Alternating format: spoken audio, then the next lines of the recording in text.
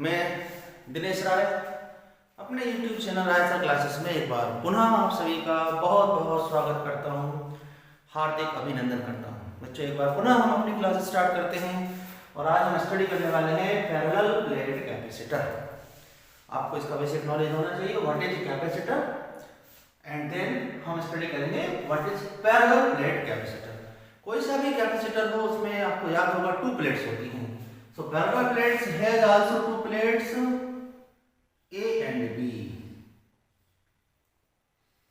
A and B are the two plates of parallel plate capacitor.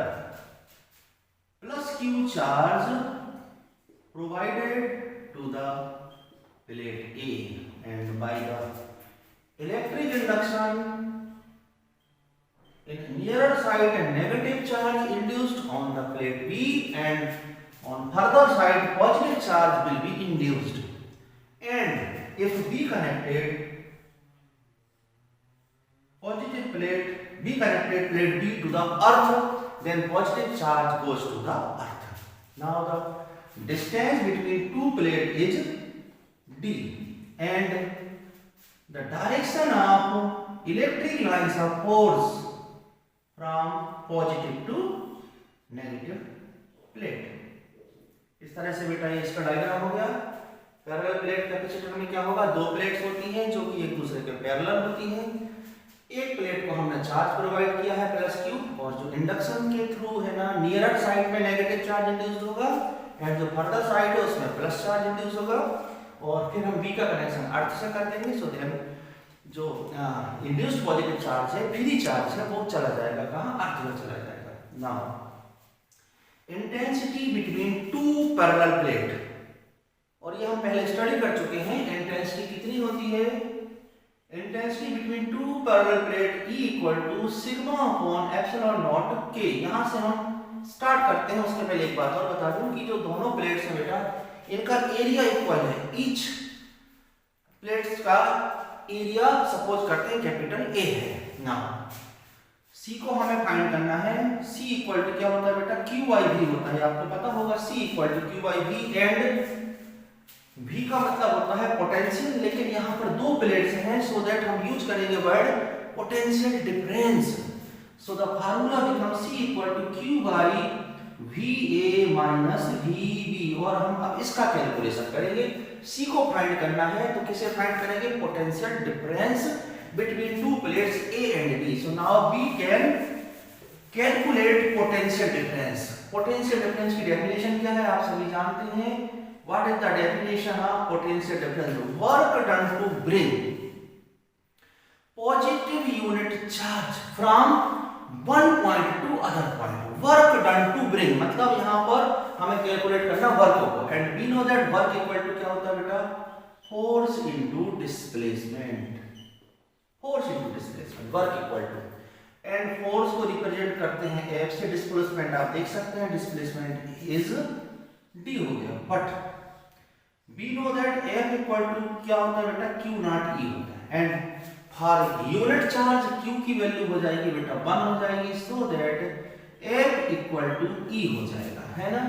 So we can write F के replace में E हो जाएगा, and the potential difference between two plate is calculated VA minus VB equal to E into D। What is E, intensity of electric field between two parallel plate, और इसकी value कितनी होती है, sigma upon epsilon naught K होती है। तो ये value यहाँ पुट कर देंगे फ्रॉम इक्वेशन नंबर फर्स्ट से। पुट कर देंगे बेटा वैल्यू को VA माइनस VB, E की वैल्यू पुट करते sigma upon epsilon naught K into D। This is the value of potential difference between two parallel plates. Now अब हमें find क्या करना है, capacity of the parallel plate capacitor.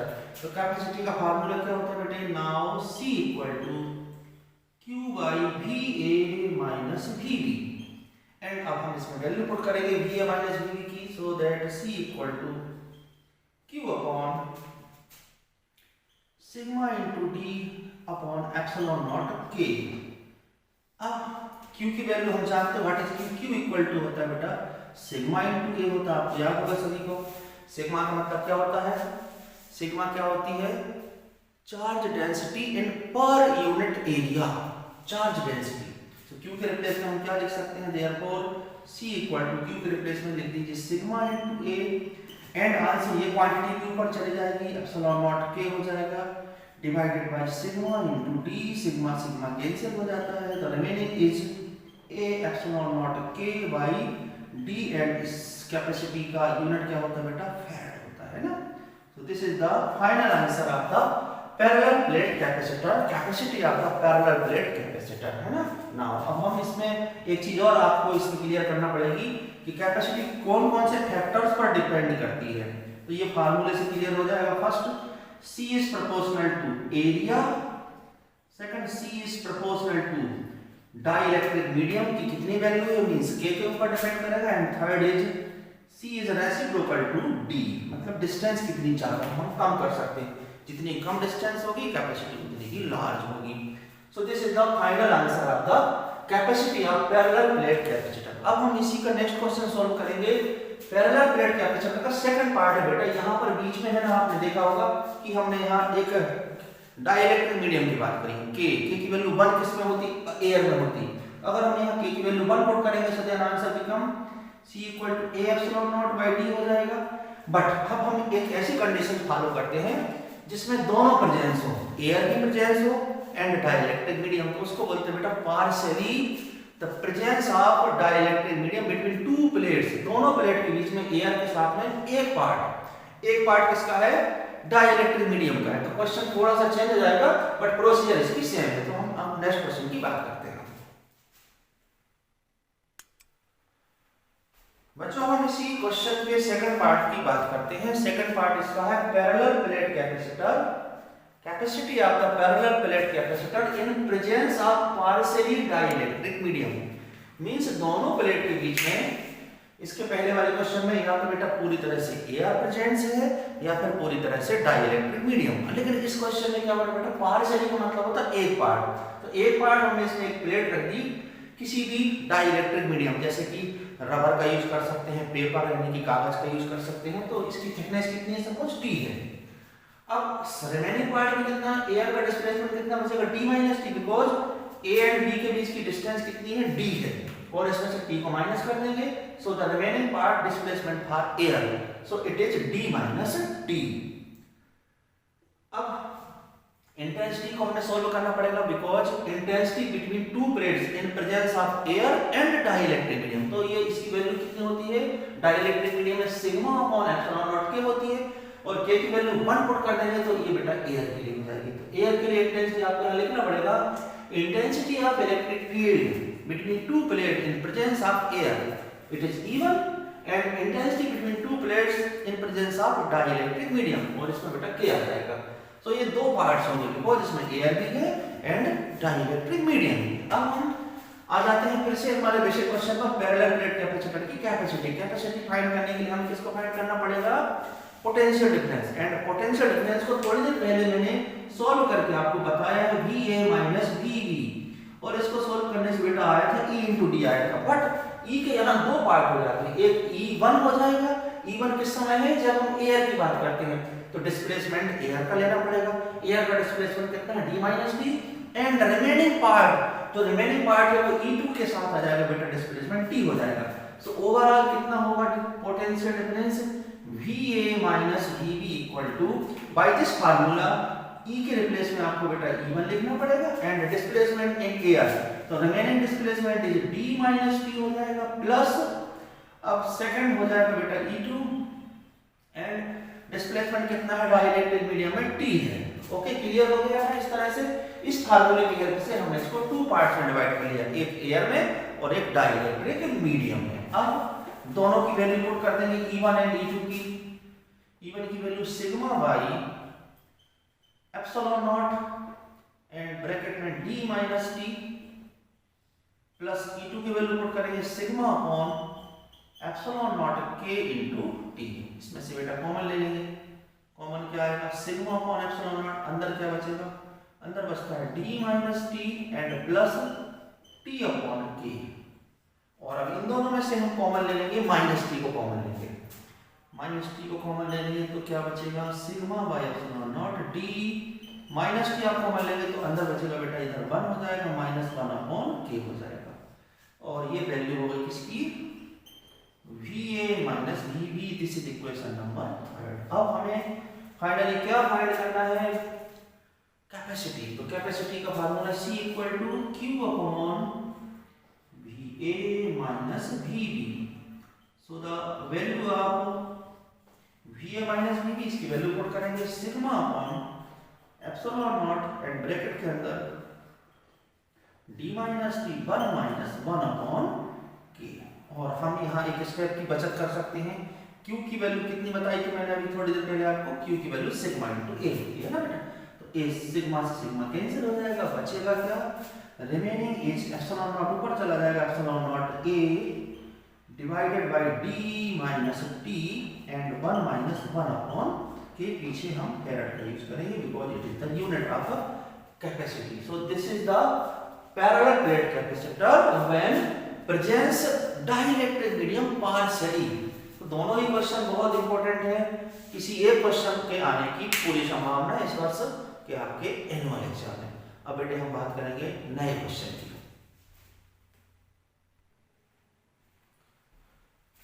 बच्चों हम एक और बहुत इंपॉर्टेंट क्वेश्चन की बात करते हैं, redistribution of charges and loss of energy.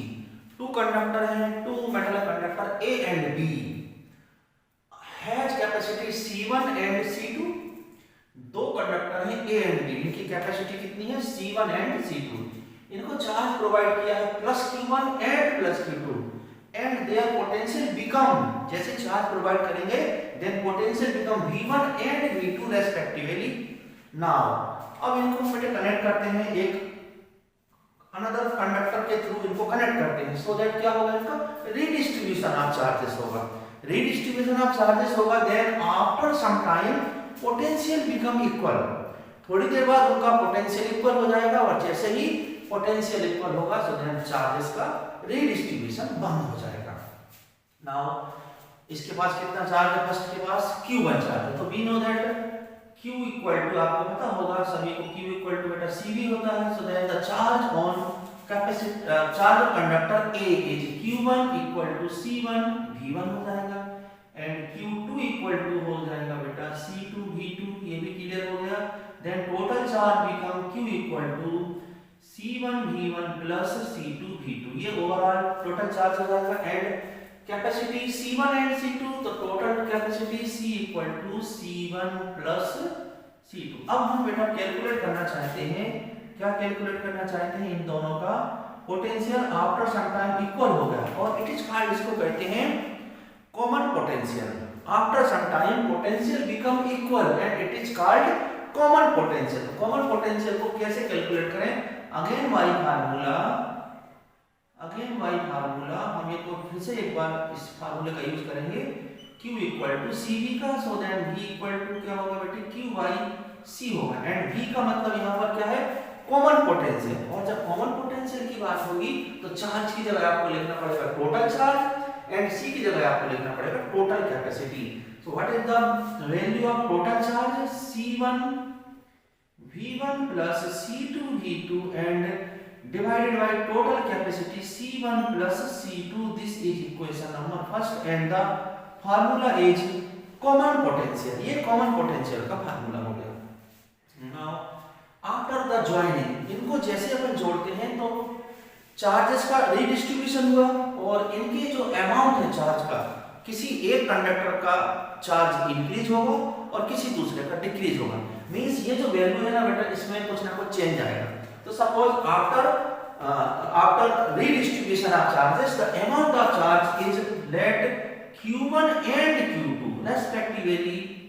ये amount of charge कब है, after redistribution, क्योंकि चार्जेस की वैल्यू में कुछ ना कुछ चेंज होगा, एक का इंक्रीज होगा और दूसरे का डिक्रीज होगा।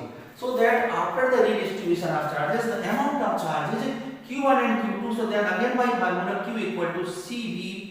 So that Q1 equal to क्या होगा बेटा, C1 V, क्योंकि V1 क्यों नहीं होगा, because after some time potential become equal.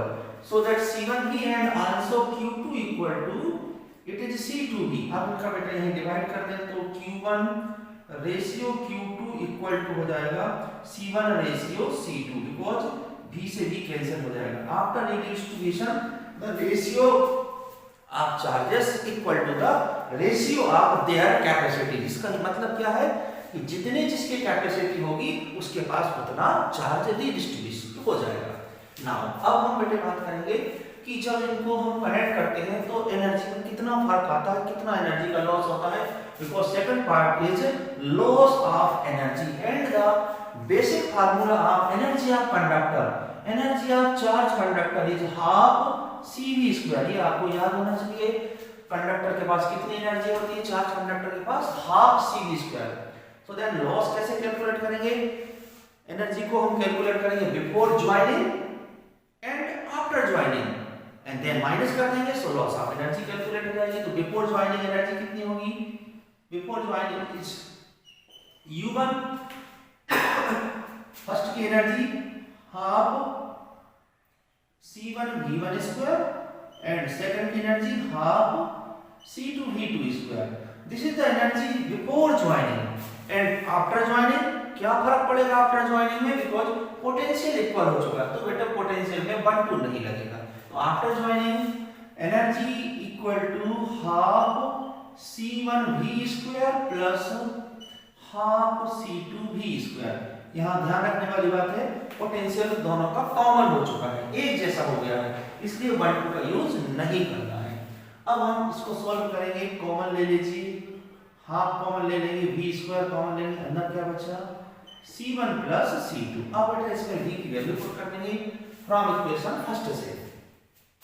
तो फर्स्ट से V की वैल्यू पुट करेंगे, U2 equal to half V की वैल्यू पुट करेंगे C1 V1 plus C2 V2 divided by C1 plus C2 and इसका होल स्क्वायर आएगा into C1 plus C2। अब इसको कैलकुलेट करिएगा, U2 इक्वल टू हाफ ये C1 plus C2 cancel हो जाएगा, C1 V1 plus C2 V2 and इसका whole square रहेगा बेटे divided by C1 plus C2। तो this is the energy, total energy after redistribution of charge. Before joining energy इतनी है, after joining इतनी है। अब हम क्या करेंगे, लॉस ऑफ एनर्जी के लिए माइनस कर देंगे, delta U is the loss of energy U1 minus U2। इसको कैलकुलेट करना है तो U1 की वैल्यू पुट करेंगे, है ना। इसमें से आप ऑलरेडी हाफ को कॉमन लेके चले, इधर भी हाफ है और इन दोनों में भी हाफ है, तो हम एडवांस में हाफ को ओवरऑल कॉमन ले लेते हैं ना। U1 की वैल्यू पुट करें C1 V1² plus C2 V2²। ये पूरी वैल्यू हो गई किसकी बेटा, U1 की। And then minus half already हम कॉमन ले चुके हैं। अब रिमेनिंग पार्ट क्या बचा, C1 V1 plus C2 V2 divided by C1 plus C2 and इस पर बेटा स्क्वायर भी है। देन अब आप इसको कैसे सॉल्व करेंगे, एलसीएम लेना पड़ेगा। एलसीएम कितना आएगा इसका, C1 प्लस C2 इसका एलसीएम आ जाएगा। देन अब ये इसका यहाँ मल्टीप्लाई होगा, C1 का मल्टीप्लाई करें C1 में C1² V1², C1 का इसमें करें तो C1 C2 V2²।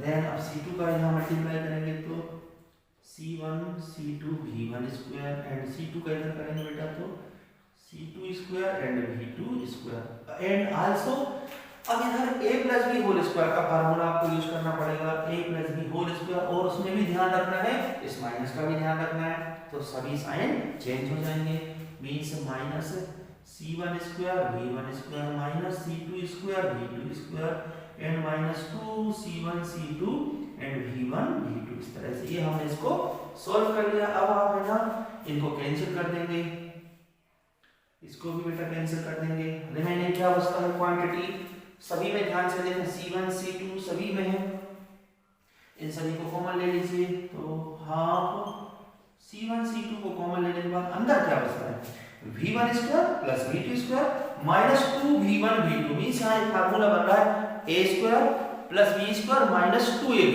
A minus B का होल स्क्वायर।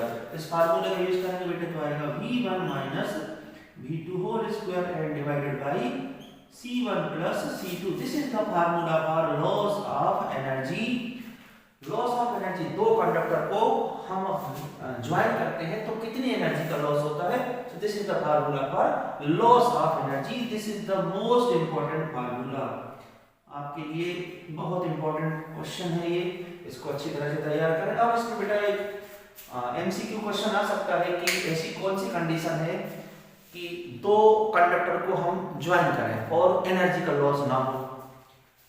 एनर्जी का लॉस, ये फार्मूला एनर्जी लॉस का ये आपको समझ में आ गया, बट ऐसी भी कोई कंडीशन हो सकती है कि एनर्जी का लॉस ना हो।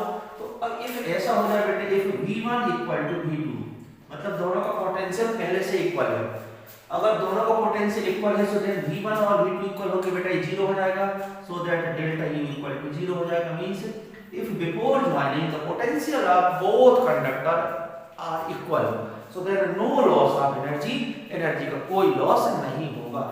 तो इस तरह से आज मैंने आपको तीन क्वेश्चंस के बारे में बात की। Parallel plate capacitor single question, उसके बाद second question parallel plate capacitor when presence of dielectric medium, and this is the another question redistribution of charges and loss of energy. तो कल हम इसके आगे एक और महत्वपूर्ण क्वेश्चन की बात करेंगे। आप लोग इतना भी तैयार कीजिए और जैसे जैसे मुझे टाइम मिलता जाएगा आप लोगों के लिए मैं बेहतर से बेहतर स्टडी मटेरियल आपको उपलब्ध कराऊंगा। उम्मीद है आप लोगों को सभी वीडियोस पसंद आ रहे हों, अगर अच्छे लग रहे हों आप लोगों को वीडियो तो जरूर सब्सक्राइब करें और लाइक करें, शेयर भी करें। जय हिंद, जय भारत।